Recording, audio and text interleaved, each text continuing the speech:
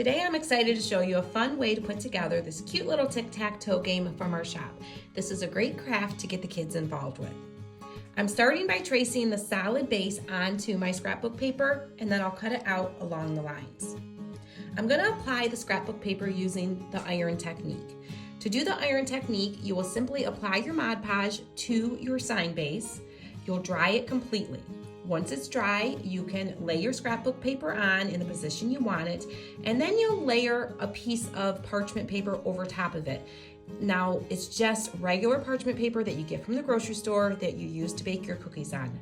Nothing fancy, you can get it at Dollar Tree. You will use your iron. I like to set my mini iron on 3/4 of the temperature, and that seems to work well every time. As you're ironing, what's happening is you're heating up the Mod Podge, and that's reactivating it. So it's grabbing a hold of the paper and connecting it to your sign base, and you end up with a very clean, finished look every time. Next, I'm gonna paint my X's black. I'm gonna paint my O's white. You can do any color you want. These are just the colors that I chose.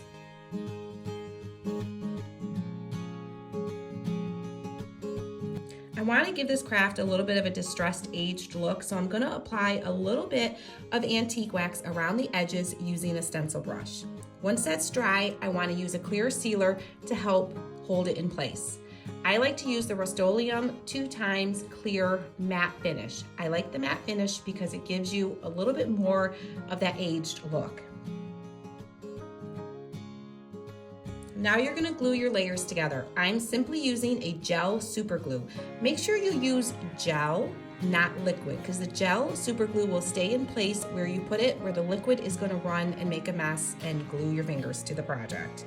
Now, just to finish this off and add to the farmhouse distressed look, I'm going to use my sanding sponge and just sand the edges of my X's and O's a little bit to bring back a little bit of that color from underneath.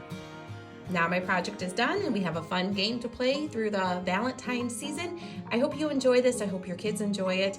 And if you like this video and you want to see more how to DIY tutorial type videos, make sure you follow our page for more like this.